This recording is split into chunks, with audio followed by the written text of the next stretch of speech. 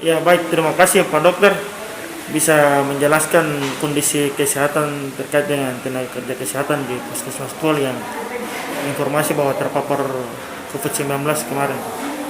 Oke, terima kasih atas apa namanya perlibatan kami untuk informasi ya. Jadi kita sekarang berbagi informasi bahwa memang beberapa hampir 2 minggu yang lalu ya kurang lebih ada 11 staf saya yang terpapar COVID dan alhamdulillah sampai saat ini mereka sudah selesai menjalani isolasi.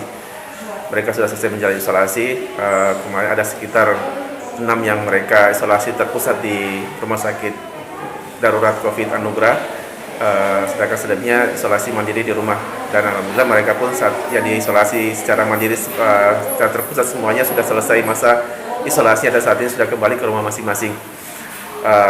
Namun memang untuk sampai saat ini kita masih menunggu hasil swab kontrol dari teman-teman yang kemarin terpapar, sehingga selanjutnya nanti mereka sudah bisa beraktivitas seperti biasa lagi. Saya perkiraan mungkin hari Senin besok ini sudah aktivitas seperti biasa lagi mereka. Pak, untuk terkait dengan perkembangan pelayanan suntik vaksin di sini sejauh mana? Iya, jadi kami perlu informasikan kepada masyarakat bahwa untuk Puskesmas Tual sendiri kita menjadwalkan vaksinasi itu dari hari Senin sampai hari Kamis. Ya kita jadwalkan, namun semua kita kembali dengan tergantung stok vaksin lagi. Kadang kita jadwalkan hari Senin sampai hari Kamis, namun kalau stok vaksin mungkin belum cukup atau belum tersedia, kita tunda untuk hari berikutnya lagi. Yang paling penting lagi bahwa saat ini kita fokuskan untuk vaksinasi tahap kedua.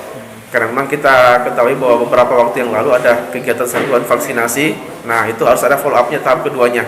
Nah kita juga harus mengantisipasi jangan sampai mereka ketika vaksin tahap pertama malah tahap kedua tidak tervaksinasi, malah itu juga pencapaian tidak bagus, sehingga kita juga optimalkan untuk saat ini untuk vaksinasi tahap kedua.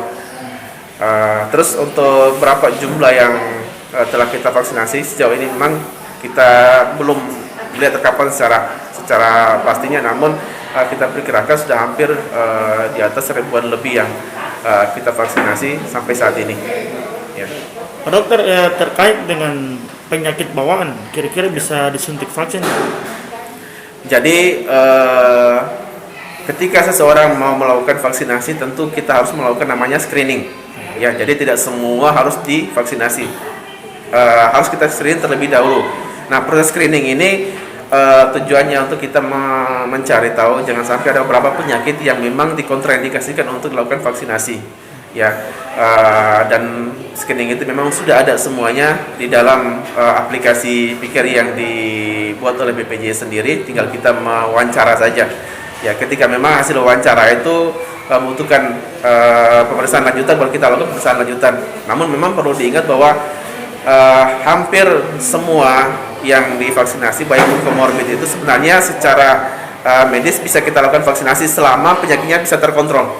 Contohnya sekalipun dia kena DM, namun DM-nya terkontrol, bisa kita vaksinasi. Ya, terus jantung, kalau jantungnya terkontrol, bisa kita vaksinasi. Memang yang tidak dibolehkan untuk vaksinasi adalah ketika dia datang ada demam, tekanan darahnya melebihi 180 dan yang bawahnya lebih dari 110. Nah itu memang kontraindikasi untuk dilakukan vaksinasi saat itu. Atau mungkin ada riwayat-riwayat alergi tentu, sesak napas, asma yang ketika itu belum terkontrol, nah sebaiknya ditunda. Ya, jadi memang ada beberapa kriteria dalam melakukan vaksinasi. Yang pertama kriteria ketika memenuhi syarat maka divaksin.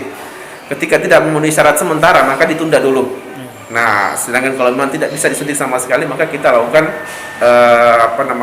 masuk kriteria tidak diberikan vaksinasi sama sekali karena kontraindikasinya besar ini ya. Nanti mungkin ada surat begitu dari rumah sakit Puskesmas sendiri. Jadi berdasarkan arahan juga dari Dinas Kesehatan, yang jelas ketika semua sudah melewati screening, nah kalau memang ada yang tidak memenuhi syarat untuk vaksinasi, kita bantu mereka dengan melakukan surat keterangan ya yang menjelaskan bahwa memang mereka mau melakukan vaksinasi namun belum memenuhi syarat. Ya, sedangkan untuk terkait dengan surat keterangan yang lain tidak bisa kita keluarkan. Ya, mereka harus melalui screening dulu dan bisa kita nyatakan vaksin atau tidak. Nah, kalau memang tidak Berarti kita akan membantu mereka untuk melakukan surat keterangan vaksinasi, dan mereka juga bisa mengeceknya melalui aplikasi Peduli Lindungi. Ya, memang itu sudah terkoneksi dengan PKR BPJS semuanya.